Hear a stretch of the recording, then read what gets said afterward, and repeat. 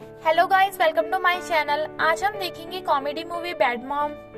Movie start करने से पहले लाइक और सब्सक्राइब कर देना चैनल को।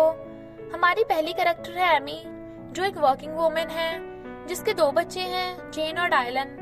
एमी को लगता है कि वो एक बहुत बेकार माँ है, क्योंकि वो पूरा दिन अपने काम में बिजी रहती है और अपने बच्चों के लिए टाइम नहीं निकाल पाती। बाकी की मॉम उसकी तारीफ करती हैं, पर अपने बच्चे से दूर रहने के लिए और इतनी मेहनत करने के लिए उसे ताना भी मारती हैं। एमी कॉफी कंपनी में पार्ट टाइम जॉब भी करती है। वो सेल्स में काम करती है और उसका बॉस डेल अपने काम को लेके बहुत कैजुअल होता है। डेल चाहता है कि एमी होटल्स को भी कॉफी बेचना शुरू कर दे, पर वो उसे बताती है कि वो और काम नहीं ले सकती। एमी का हस्बैंड माइक बिल्कुल उसका अपोजिट होता है। जहाँ पर एमी इतना सारा काम करती है, वहाँ पर माइक बिल्कुल ही आलसी होता है। वो ना ही काम में और ना ही बच्चों को पालने में एमी का हाथ बटाता है और पूरा दिन घर पे बैठा रहता है। एक दिन एमी उसे ऑनलाइन किसी औरत के साथ अफेयर करते हुए पकड़ लेती है। माइक माफी मांगने के बजाय उसे कह देता है कि वो उस औरत को पसंद करता है, तो एमी उसे घर से बाहर निकाल देती है। अगली सुबह एमी बच्चों को बता देती है कि माइक एक वेकेशन पे गया है और वो लोग उसके बिना काम चला लेंगे। उस दिन एमी का डॉग चलते चलते गिर जाता है। एमी बहुत जल्दी में अपने बच्चों को स्कूल छोड़ने चाहती है ताकि उसे डॉक्टर के पास ले जा सके। स्कूल पहुंच के टीचर उसकी खिड़की पे नॉक करके उसे डरा देती है, जिसकी वजह से वो अपने ऊपर कॉफी गिरा देती है। वो एमी को बताती है कि आज एक सरप्राइज पीटीए मीटिंग होने वाली है। जब डॉक्टर के पास पहुंचती है, उसे पता चलता है कि उसके डॉग को वर्टिगो है, जिसका मतलब ये है कि वो 1-2 दिन ज्यादा पुप करेगा। उसका दिन और खराब होता जाता है। वो अपने काम पे बच्चों को उठाने के लिए, उन्हें सॉकर प्रैक्टिस छोड़ने के लिए और पीटीए मीटिंग हर जगह लेट हो जाती है। पीटीए मीटिंग में आके उसे पता चलता है कि वो मीटिंग किसी भी काम की नहीं, पर एक बेक सेल के बारे में है। लेट होने की वजह से पीटीए की हेड एमी को बेक सेल में कुछ काम दे देती है। एमी इस बात से गुस्सा हो जाती है और पेरेंट्स टीचर एसोसिएशन को छोड़ देती है। मीटिंग के बाद एमी एक बार में जाती है, जहाँ पर उसे 2 मॉम्स कार्ला और किकी मिलते हैं। वो एमी से पीटीए मीटिंग में हार ना मानने की वजह से इम्प्रेस हो जाते हैं और उससे दोस्ती कर लेते हैं। वो बहुत पी लेते हैं और कार्ला कहती है कि उसे सुबह घर का सामान लेने जाना है, इसलिए उन्हें घर चले जाना चाहिए। पर वो सब सुपरमार्केट चले जाते हैं और इधर उधर से रैंडम सामान खरीद के मस्ती करते हैं। अगले दिन एमी बिल्कुल बदल जाती है। वो अपने बच्चों को खुद नाश्ता बनाने के लिए बोलती है। माइक के स्पोर्ट्स कार में उन्हें स्कूल छोड़ती है और लंच के लिए उन्हें कुछ पैसे दे देती है। जब स्कूल में बाकी मॉम्स उसे पीटीए मीटिंग के बारे में रिमाइंडर देती हैं, वो उन्हें बताती है कि वो मीटिंग में नहीं आएगी। वो काम पर भी नहीं जाती। अब तक उसे बस 3 दिन के पैसे मिल रहे थे, जबकि वो रोज काम पे जाती थी। वो डेल को कह देती है कि अगर उसे उस दिन के पैसे मिलेंगे तभी वो काम पे आएगी। लंच करने के बाद वो किकी और कार्ला को फोन करती है और वो दिन एक मूवी देखने जाते हैं। मूवी के बाद वो एक रेस्टोरेंट जाते हैं और बात करने लग जाते हैं। एमी उन दोनों को बताती है कि उसने बहुत जल्दी शादी कर ली थी, क्योंकि वो प्रेग्नेंट हो गई थी और इसी की वजह से उसने अपनी पूरी जवानी खो दी थी। तभी वहाँ पर किकी का हस्बैंड कैंट आ जाता है और उससे पूछने लगता है कि वो घर पे बच्चों के साथ क्यों नहीं है। किकी उससे माफी मांगती है और तुरंत घर की ओर निकल जाती है। इस बात से वो दोनों परेशान होते हैं। अगले दिन एमी बेक सेल पे जाती है और खुद खाना बनाने की बजाय एक दुकान से खाना खरीद के आ जाती है। इस बात से पीटीए की हेड ग्वेंडोलिन बहुत परेशान होती है और उसे धमकी देती है कि उसके बच्चों को इस बात की पनिशमेंट देगी।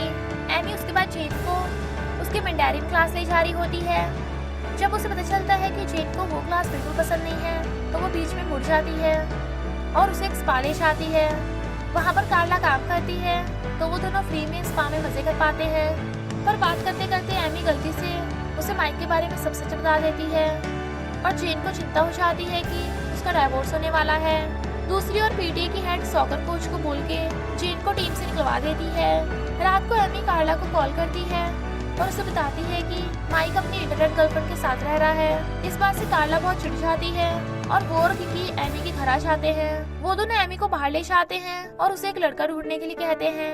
एमी सब लोगों को अपने बच्चों के बारे में बता के बोर कर देती है, पर फिर उसे एक सिंगल डैड जेसी मिलता है। उन दोनों की जोड़ी अच्छी बन जाती है और वो दोनों किस भी करते हैं। अगले दिन एमी को दिखता है कि माइक वापस आ चुका है। माइक उसे कहता है कि वो अब ठीक है और उसे बस एक ब्रेक की जरूरत थी।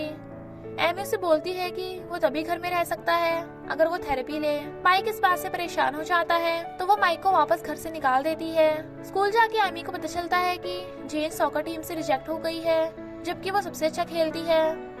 उसे तभी के तभी समझ आ जाता है कि ये ग्वेंडोलिन ने किया है। और वो उससे बात करने चाहती है। ग्वेंडोलिन एमी को बताती है कि उसने ऐसा इसलिए किया क्योंकि वो ऐसा कर सकती है। एमी उसे बताती है कि वो अगले पीटीए के इलेक्शन में उसके खिलाफ खड़ी होगी और नई हेड बनेगी। जब वो ये बात कार्ला और किकी को बताती है तो वो दोनों उसे पूरा सपोर्ट करते हैं और उसके लिए पॉपुलैरिटी इकट्ठा करने की कोशिश करते हैं। एमी अपने फॉलोअर्स के लिए एक पार्टी रखती है पर बस एक ही औरत आती है और वो उन्हें बताती है कि ग्वेंडोलिन ने भी एक पार्टी रखी है और सब लोग उधर गए हैं। ग्वेंडोलिन की पार्टी बहुत फैंसी होती है पर सब लोग उधर बोर हो रहे होते हैं। एमी सबको अपनी पार्टी से मैसेज भेज देती है और सबको लगता है कि एमी की पार्टी ज्यादा फन है, इसलिए सब ग्वेंडोलिन की पार्टी छोड़ के एमी के घर चले जाते हैं। सब लोग उधर मजे कर रहे होते हैं पर फिर ग्वेंडोलिन को शक हो जाता है। वो सबको चेक करने के लिए खुद एमी के घर जाती है। उसका शक यकीन में बदल जाता है और वो डिसाइड करती है कि वो एमी से बदला लेगी। जब सारी मॉम्स चली जाती हैं, जैसी उधर आ जाता है और दोनों रात साथ में बिताते हैं। अगली सुबह एमी माइक के साथ थेरेपी पे जाती है पर उनकी काउंसलर भी उन्हें डिवोर्स लेने के लिए कह देती है। बार बार छुट्टी लेने की वजह से डैल उसे काम से निकाल देता है। जब वो स्कूल पहुंचती है तो जेन और उसे प्रिंसिपल के ऑफिस जाना पड़ता है। प्रिंसिपल उन्हें कहता है कि जेन किसी एक्स्ट्रा करिकुलर एक्टिविटीज में पार्ट नहीं ले सकती क्योंकि उन्हें जेन के लॉकर में सिगरेट्स मिली हैं। वो दोनों प्रिंसिपल को बताते हैं कि ये ग्वेंडोलिन ने उनसे बदला लेने के लिए किया है पर वो उनकी नहीं सुनते। जेन एमी से बहुत गुस्सा होती है और उस पर सीरियस न होने की वजह से चिल्ला देती है। वो कहती है कि वो माइक के साथ रहना चाहती है। स्कूल में ग्वेंडोलिन सबको बता देती है कि एमी को प्रेसिडेंट नहीं बनना चाहिए क्योंकि उसकी बेटी सिगरेट पीती है। घर पे दोनों बच्चे बिना बाय बोले माइक के घर चले जाते हैं। एमी बहुत दुखी हो जाती है और रोने लगती है। इलेक्शन के टाइम भी जब ग्वेंडोलिन स्पीच दे रही होती है तब एमी घर पे अकेली होती है। कार्ला और किकी उसे लेने जाते हैं और वो बहुत तेज ड्राइव करके किसी तरह टाइम पे पहुंच जाते हैं।